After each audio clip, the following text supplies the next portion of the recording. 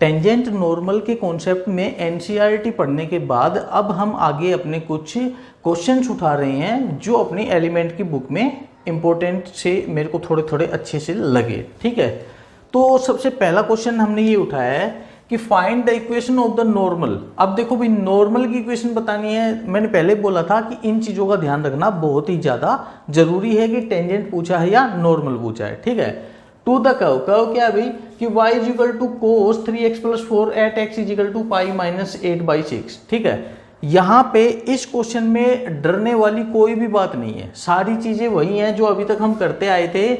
बच्चे घबराते हैं तो किसको देख के, भाई ये क्या दे दिया, ठीक है, ये पाई माइनस 8/6, ये क्या फंडा आ गया। अरे कोई दिक्कत नहीं है भाई, आप पहले इसको सोल्व तो करो, उसकी तो बाद की बात है ना, तो एक बार स्टार्ट तो करो। ठीक है, देखो स्टार्ट करने के बाद कितना इजी हो जाएगा ये, सीधी सी बात, हमें स्लोप तो निकालना ही पड़ेगा।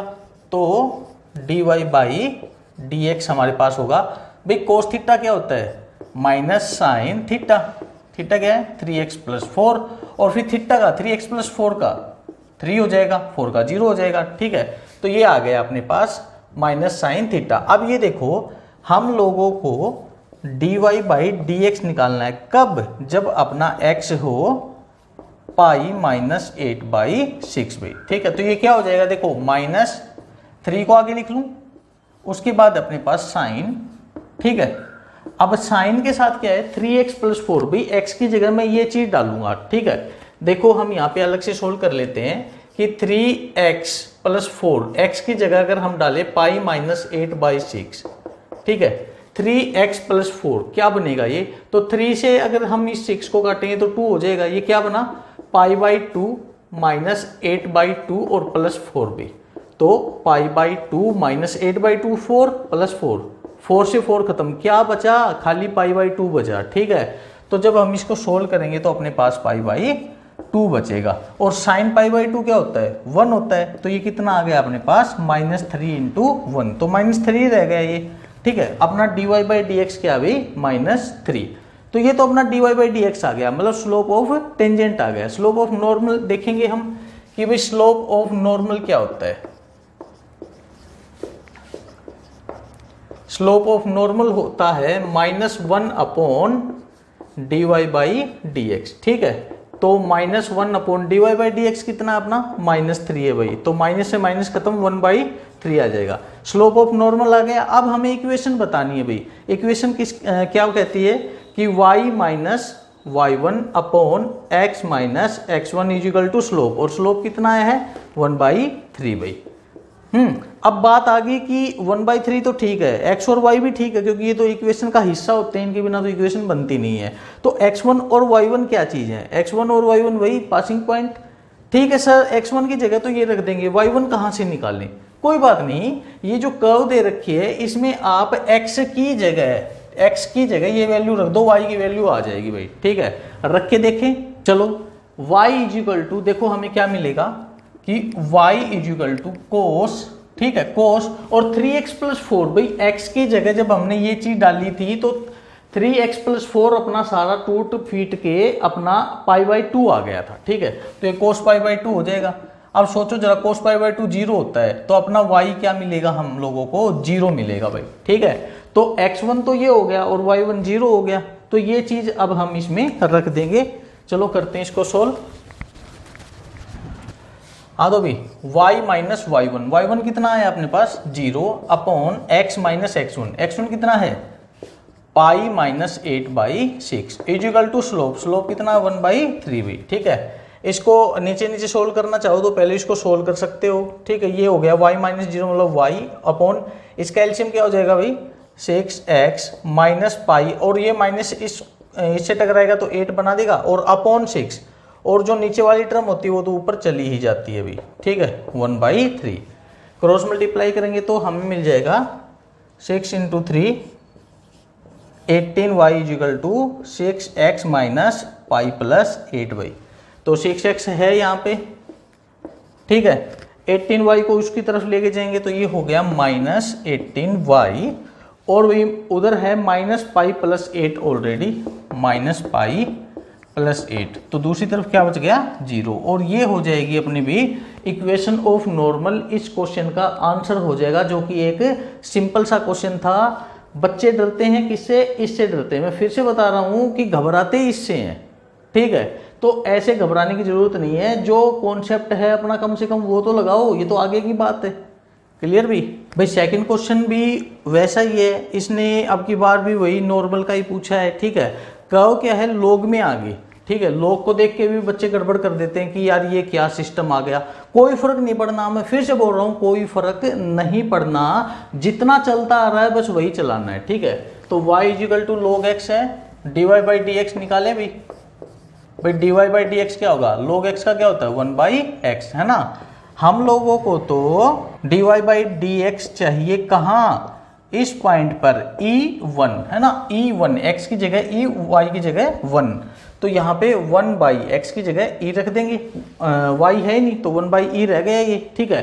अच्छा, ये तो होता है स्लोप ऑफ टेंजेंट भाई। तो स्लोप ऑफ नॉर्मल क्या होगा अपना, स्लोप ऑफ नॉर्मल ये क्या बन गया भाई अपना -1 अपॉन स्लोप ऑफ टेंजेंट, मतलब 1/e, 1/e जो कि e ऊपर चला जाएगा, ठीक है। तो 1 × e रह गया और माइनस है, और अपॉन 1 तो -e रह गया ये, तो ये आ गया अपना स्लोप भाई, ठीक है। अब देखते हैं इक्वेशन क्या बोलती है, y - y1 क्या है 1 अपॉन x - x1 क्या है e = slope -e, cross multiply भी, इसको उधर ले चलेंगे, y - 1 हम लोगों को मिल जाएगा कि भाई y - 1 -e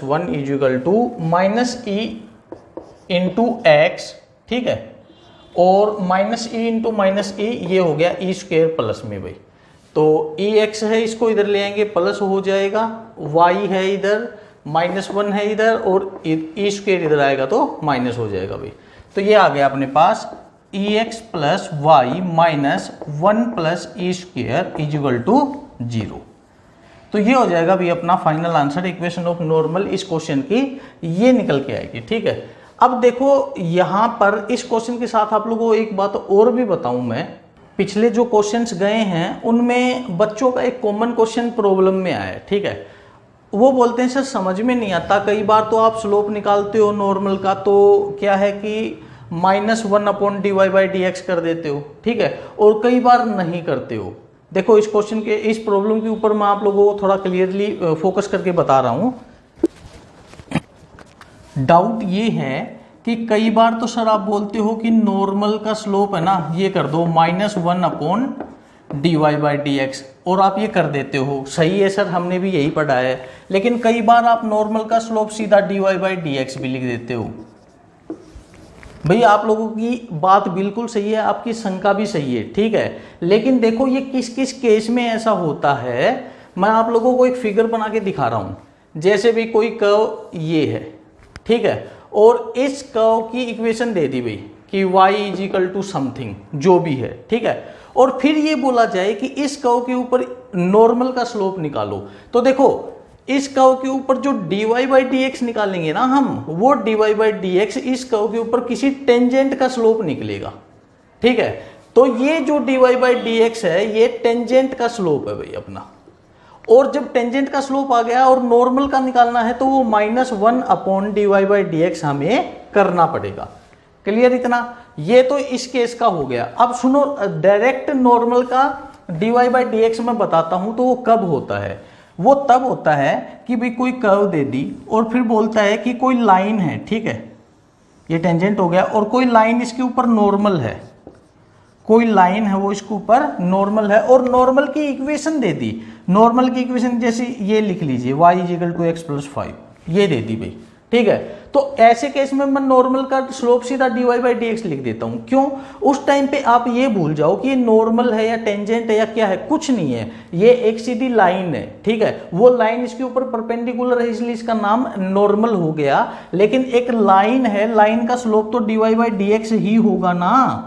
इसके लिए तो हमें ये dy/dx यहाँ पे निकालना पड़ेगा। इस लाइन का स्लोप क्या आया dy/dx, और ये लाइन थी क्या नॉर्मल, इसलिए इस केस में हमने इसको dy/dx का स्लोप रख दिया, -1 अपॉन नहीं किया। इन चीजों को आप परखो, ठीक है।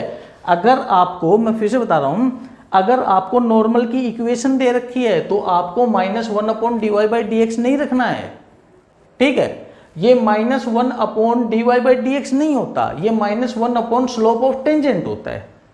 क्लियर, इस चीज को गांठ बांध के रखो, रटो मत किसी भी चीज को कि -1/dy/dx ही नॉर्मल होगा। देखो फिर से बता दूं मैं, इसमें अगर आपको नॉर्मल की इक्वेशन दे रखी है तो उसका dy/dx he slope of normal होगा, ठीक है। और अगर मान लो किसी केस में नॉर्मल की इक्वेशन दे दी भाई कि ये है और स्लोप ऑफ टेंजेंट बताओ इसमें, तो नॉर्मल की इक्वेशन y = x+1, इसका स्लोप क्या होगा, dy/dx होगा, और टेंजेंट का स्लोप हो जाएगा -1/dy/dx। आ गया है ना चेंजमेंट, ठीक है। इसलिए इसको रटो मत, एक बात को रटो मत, इसको आप बस ध्यान में रखो कि नॉर्मल की इक्वेशन दे रखी है, नॉर्मल एक लाइन है, लाइन की इक्वेशन दे रखी है, तो लाइन का स्लोप dy/dx होगा। लाइन नॉर्मल है तो वो स्लोप ऑफ नॉर्मल हो जाएगा, लाइन टेंजेंट है तो स्लोप ऑफ टेंजेंट हो जाएगा। बस यही अंतर है इन दोनों में, और ज्यादा कुछ भी खास फर्क नहीं है। ये अपनी अपनी जगह पे सही है, किसी जगह पे ये चीज सही है -1/dy/dx, तो किसी जगह पे ये खाली dy/dx भी सही है भाई। तो दोनों चीजें अपने अपने हिसाब से ये चलती रहती हैं, हिसाब आपको खुद ढूंढना पड़ेगा, ठीक है। इतना मैंने बता दिया कि इक्वेशन नॉर्मल की दे रखी है तो ये वाला चलेगा, इक्वेशन टेंजेंट की दे रखी है, कर्व की दे रखी है तो ये वाला चलेगा। क्लियर। हाँ, तो भी नेक्स्ट क्वेश्चन हम लोगों को बोल रहा है कि कर्व जो है वो है 16x² + 9y² = 144, ठीक है। इसमें हमें कोई पॉइंट दे दिया x1 y1, उस x1 y1 पॉइंट के ऊपर जो है ना हम लोगों को इक्वेशन ऑफ नॉर्मल बतानी है भाई, ठीक है। जहां पे x1 क्या होगा 2 और y1 क्या होगा >0, ठीक है। अब यहाँ पे जो झोल है ना सारा वो इसका है >0 का। इसको देख के बच्चे घबराते हैं कि ये क्या फंडा है, कोई फंडा नहीं है। आप x1 की जगह 2 रखो भाई, मान के चलो कोई कर्व ये जो है 16x² + 9y², ठीक है, ये क्या है, इलिप्स है। लेकिन मान के चलो हमें नहीं पता ये इलिप्स है या क्या है, नहीं पता हमें, तो कोई ना कोई कर्व तो है, ये ऐसी कोई कर्व है और ये कोई पॉइंट है भाई, ठीक है। इस पॉइंट का नाम हमने x1 y1 रख लिया, ठीक है। अब सुनो, इस पॉइंट के ऊपर हमें ये बताना है कि इक्वेशन ऑफ नॉर्मल क्या होगी भाई। तो पॉइंट के ऊपर टेंजेंट तो ये गया, ठीक है, और नॉर्मल ये जाएगा। लेकिन जरा ये सोचो, पॉइंट का तो पता चलना चाहिए पहले कि वो पॉइंट है क्या भाई, है ना। तो x1 की जगह तो 2 है, इसने बोला साफ साफ, x1 तो 2 है, y1 की जगह क्या रखेंगे तो वो निकालेंगे हम। अब देखो ये कर्व क्या है भाई, कर्व है 16x² + 9y² = 144। अगर इस कर्व के ऊपर x1 y1 लाई कर रहा है तो x की जगह x1 और y की जगह y1 रखेंगे तो सेटिस्फाई करेगा, ठीक है। तो 16x1 का स्क्वायर, भाई x1 क्या है अपने पास 2, 16 2 का स्क्वायर प्लस 9 और y की जगह y1 रखेंगे तो चलेगा = 144 भाई, ठीक है। नहीं समझे इस बात को भाई, कर्व के ऊपर x1 y1 था इसलिए मैंने x की जगह x1 y की जगह y1 रख दिया। तो ये कितना बनेगा,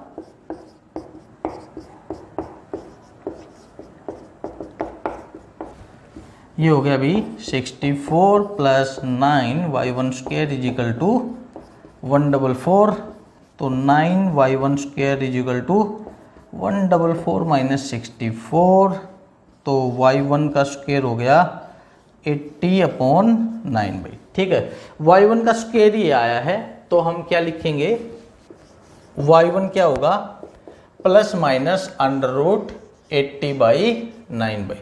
तो y1 क्या आ गया ±80 को लिख ले हम 16 × 5 और 9 तो 9 है ही √, ठीक है।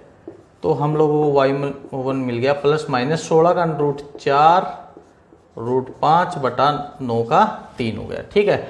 y1 हमें मिला ±4√5/3। अब यहां पे ये चीज काम करेगी भी कि y1 > 0 मतलब वो नेगेटिव नहीं होना चाहिए, और नेगेटिव नहीं होगा तो ये खाली पॉजिटिव रहेगा। अब हम पॉजिटिव के आगे कोई साइन लगाते नहीं, इसको हटा ही सकते हैं। तो y1 = 4√5/3 भाई, ये अपने पास y1 पॉइंट आ जाएगा। तो हम ये रख सकते हैं कि x1 की जगह 2 और y1 की जगह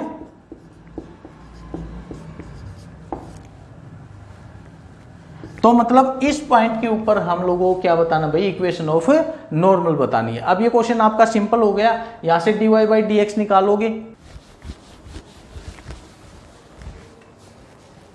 ये 2 आगे आएगा तो 32x प्लस 9 और 2 आगे आएगा तो 18y dy by d x is equal to 0। तो हम लोगों को dy बाई डी एक्स मिलेगा -32x अपॉन 18y भी। कट रहा है, काट दो, 2 से कट गया 9 पे और 16 पे, -16x बाई 9y। ठीक है, ये इतना आ गया। अब हम लोगों को क्या करना है, dy बाई डी एक्स कहाँ पे, 2 और 4√5/3 इस पे, तो ये हो गया -16x, x की जगह क्या रख दें भाई 2 अपॉन 9 और y की जगह रख दें 4√5/3, 4√5/3 भाई। ठीक है, तो हम लोगों को ये मिल जाएगा, ये आ गया भाई -32 और नीचे 3 से ये 9 कटेगा 3 पे, 3 गुणा 4 12√5 भाई। अभी और भी कट रहा है, ये 2 से कट रहा है, 4 से कट रहा है, 4 8 32, 4 तिया 12 भाई। तो -8/3√5 भाई। ये स्लोप ऑफ टेंजेंट आ गया। स्लोप ऑफ नॉर्मल क्या होगा, -1 अपॉन, इसको फिर से उल्टा कर देंगे, -8 और 3√5 ऊपर चला जाएगा। ठीक है, माइनस से माइनस खत्म, कितना आ गया 3√5/8 आ गया भाई। तो ये था अपना स्लोप ऑफ नॉर्मल। अब आपको इक्वेशन बतानी है, तो आपको क्या करना है भाई, y माइनस y1 की जगह ये रखना है, अपॉन x माइनस x1 की जगह ये रखना है, इक्वल टू स्लोप की जगह 3√5/8 रखना है भाई। फिर आपकी इक्वेशन आ जाएगी। क्लियर भाई। फोर्थ क्वेश्चन बोल रहा है कि कोई इक्वेशन दे दी, ठीक है, वो पैरामेट्रिक फंक्शन है भाई, x इजिकल टू टी की फॉर्म में है, y इजिकल टू टी की फॉर्म में है। हम लोगों को यहाँ पे ना टेंजेंट और नॉर्मल दोनों इक्वेशन बतानी है, और फिर उसके बाद एक चीज और भी फाइंड करनी है, also show that the normal to the curve is at a constant distance from the origin. मतलब उस कर्व के ऊपर जो नॉर्मल होगा ना, वो कांस्टेंट डिस्टेंस पे होगा ओरिजिन से। ठीक है, देखो मैं इस बात का मतलब समझा दूं एक बार आप लोगों को, कि हम लोगों ने ये ग्राफ बना लिया भाई, ठीक है, और मान लिया ये कोई कर्व गई और यहाँ पे टेंजेंट है भाई, वो जो टेंजेंट है वो यहाँ पे है, तो नॉर्मल ये वाला होगा। ठीक है, ये अपना नॉर्मल होगा। ठीक है, और इसने ये बोला कि ओरिजिन से है ना ये कांस्टेंट डिस्टेंस पे होगा, मतलब ओरिजिन से जब इसके ऊपर परपेंडिकुलर डालेंगे, मान के चलो ये परपेंडिकुलर है, ठीक है, तो ये जो डिस्टेंस होगी ना O से लेके, मान लो ये पॉइंट P है OP, तो ये OP एक कांस्टेंट डिस्टेंस होगी, ये हमें प्रूव करना है। ठीक है, तो इस पे तो बाद में पहुंचेंगे, पहले हम लोग इक्वेशन ऑफ टेंजेंट और नॉर्मल के बारे में देख ले। चलो देखते हैं। तो उसके लिए इसको साफ कर दूं, क्योंकि हमें पता तो लग गया ये कहना क्या चाह रहा है अभी, और इस ग्राफ को भी साफ कर लेते हैं, अपनी जगह निकल आएगी। अब ये देखो, पहले तो हम dx बाई dt निकालेंगे यहां से,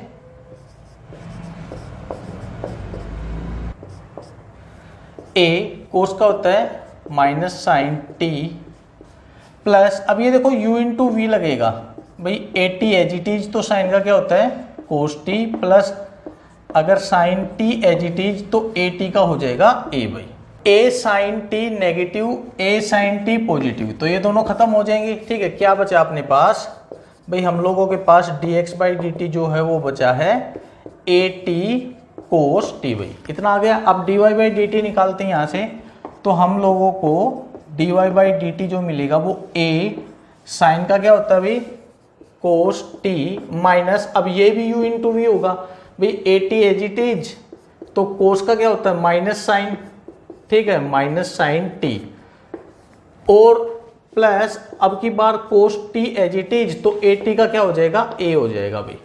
इसको हम लिख देंगे ऐसे, a कोस t, ये माइनस अंदर जाएगा तो ये माइनस प्लस हो जाएगा at साइन t, और ये प्लस ये माइनस, तो ये माइनस a कोस t बन जाएगा भाई।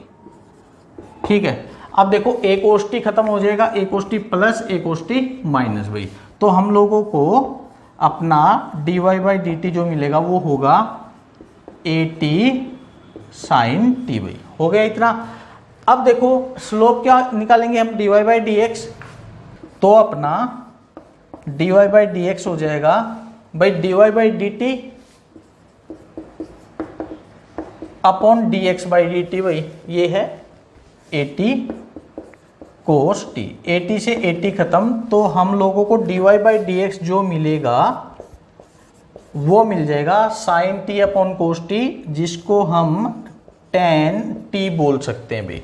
तो हम लोगों को फाइनली अपना dy बाई डी एक्स मिल गया। ठीक है, अब dy बाई डी एक्स मिलने के बाद हम लोग यहाँ पे equation of tangent, equation of normal निकालेंगे। देखो भाई, तो y माइनस वाई वन क्या है यहाँ पे, a sine t minus a t cos t, क्योंकि y बोल रखा ना इसने क्या है, तो यही रखेंगे a sine t minus a t cos t. ठीक है, ये ब्रैकेट में रखना हम लोगों को क्योंकि ये बार माइनस है, upon x minus x one. भाई एक्स वन क्या होगा, जो x की वैल्यू दे रखी है a cos t plus a T sine T,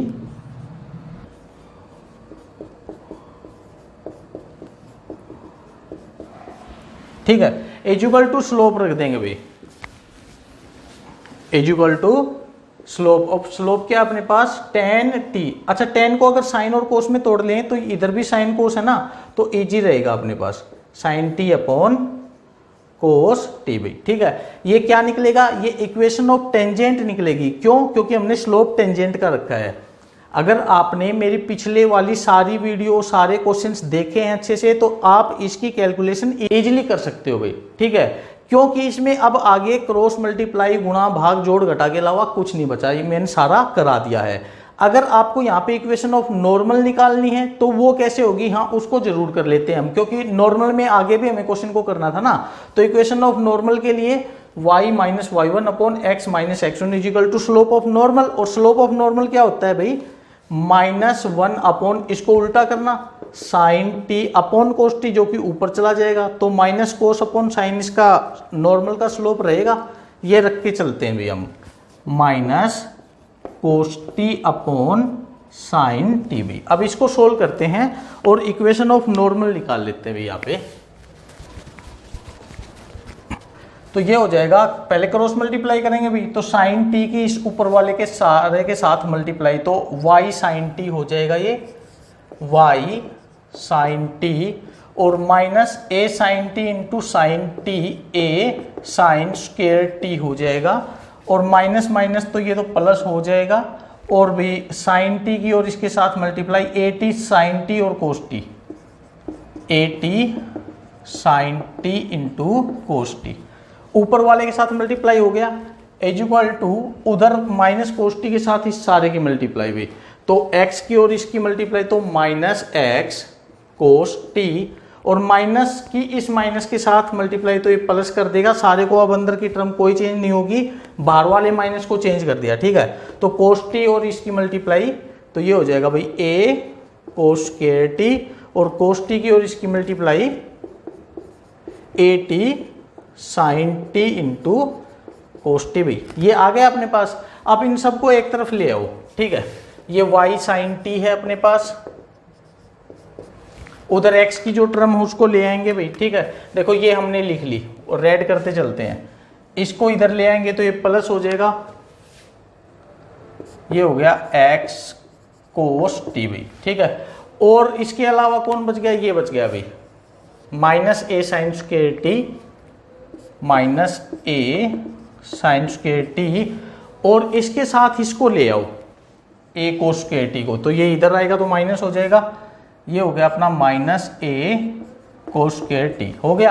अब बचा क्या है भाई, ये बच गया a T sine t cos t plus a T sine t cos t, ये भी प्लस। अब हमें पता है ये प्लस की टर्म उधर जाएगी तो माइनस हो जाएगी, और इस वाली टर्म से कैंसिल आउट हो जाएगी भी। ठीक है, तो अपने पास फाइनली यही बचेगा, और इज इक्वल टू क्या बचेगा अपने पास, 0 भी। अब यहां से देखो हम लिख सकते हैं इसको y sine T plus X cos T minus, अब यहाँ से अगर हम a कॉमन ले लें तो ये क्या बचेगा, साइन स्क्वायर टी।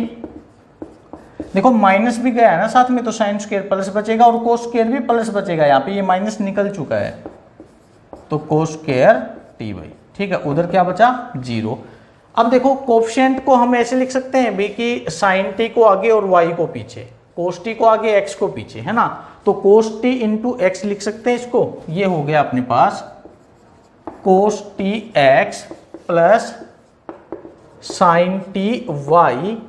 भाई मैंने साइन टी को आगे और वाई को पीछे लिख लिया इन दोनों में आपस में, ठीक है। माइनस ए और sign square T plus cos square T, ये तो 1 होता है तो a इंटू 1, ये a ही बच गया और दूसरी तरफ क्या बचा, 0 भाई। तो ये इक्वेशन ऑफ नॉर्मल आ गई अपने पास। अब देखो आगे हमें इसमें क्या करना है। भाई हम लोगों ने ना 11th क्लास में ये पढ़ा था कि कोई भी लाइन है और लाइन की इक्वेशन है ax plus b y plus c equal to 0, ठीक है। और है कोई पॉइंट भाई, और पॉइंट है जैसे अपने पास हम मान ले u और v, ठीक है। तो इस uv पॉइंट से इस लाइन की जो डिस्टेंस होती थी, इस लाइन की जो डिस्टेंस होती थी वो कैसे निकालते थे भाई, ये डिस्टेंस जो होती थी उसको ऐसे निकालते थे मोड, ठीक है। और यहाँ जहाँ भी आपको x और y दिख रहे हैं, x और y की जगह ये पॉइंट डल जाते थे u और v, तो a into u plus b into y की जगह v और प्लस c, और नीचे होता था अंडर द रूट, ठीक है, अंडर द रूट। और x का कोफिशिएंट क्या है a, तो इसका स्क्वायर, प्लस y का कोफिशिएंट क्या है b, तो इसका स्क्वायर भाई। ये अपने पास फॉर्मूला था इस चीज का। अब हमें क्या करना है, ये जो लाइन है, ठीक है, ये जो इक्वेशन आई है तो सीधी सी बात है ये लाइन है। लाइन की क्यों, क्योंकि x की पावर 1 y की पावर 1, इसलिए हमें पता है ये लाइन की इक्वेशन है। और ये अपना ग्राफ हो गया जैसे भाई, ठीक है। और ये इसने बोला था कि ओरिजिन से इसकी जो डिस्टेंस रहेगी ना वो कांस्टेंट रहेगी। ओरिजिन मतलब 0 0। अब ओरिजिन से इसकी डिस्टेंस ये है जैसे, ठीक है। हम लोगों को ये डिस्टेंस निकालनी है भाई यहाँ पे, क्लियर। तो देखो u और v की जगह क्या आ गया अपना 0 0, और इस इक्वेशन की जगह ये इक्वेशन है ही। हम ये फॉर्मूला यहाँ पे लगा देंगे। अब देखते हैं क्या मिलता है हमें। हाँ तो भाई x की जगह हमें u रखना था, u क्या है 0, तो cos t इंटू हमें जो डिस्टेंस मिलेगी cos t इंटू एक्स की जगह 0 plus sine t into y की जगह भी 0, y की जगह भी 0, और माइनस a है ही भाई अपने पास, upon under the root x के कोफिशिएंट का स्क्वायर। x का कोफिशिएंट क्या है cos t, तो cos t का square cos square t, plus y का कोफिशिएंट क्या है sin t, तो sin t का स्क्वायर sin स्क्वायर t, और ये मोड बंद हो गया अभी। तो डिस्टेंस हमें मिल गई cos t into 0 0 plus sin t into 0 0 minus a upon cos square plus sine square 1, और 1 का अंडर रूट 1 भाई, ठीक है। तो हमें मिला 0 प्लस 0 0 माइनस a अपॉन 1, तो माइनस a अपॉन 1 तो a ही रहेगा माइनस का, और ये है मोड, और मोड को जब खोलेंगे तो ये माइनस खत्म हो जाएगा, अपने पास क्या आएगा a। तो ये जो डिस्टेंस है भाई जो इसने पूछी थी, ये डिस्टेंस अपने पास a है। और a क्या था यहाँ पे, a कोई कॉन्स्टेंट था भाई, a क्या था अपना कोई कांस्टेंट। और इसने यही बोला था कि हमें ये दिखाना है कि ये जो डिस्टेंस आएगी ये कांस्टेंट आएगी, और हम लोगों ने कांस्टेंट इसको निकाल के दिखा दिया भाई। आई होप आप लोगों को ये क्वेश्चन अच्छे से समझ में आया होगा भाई, क्लियर।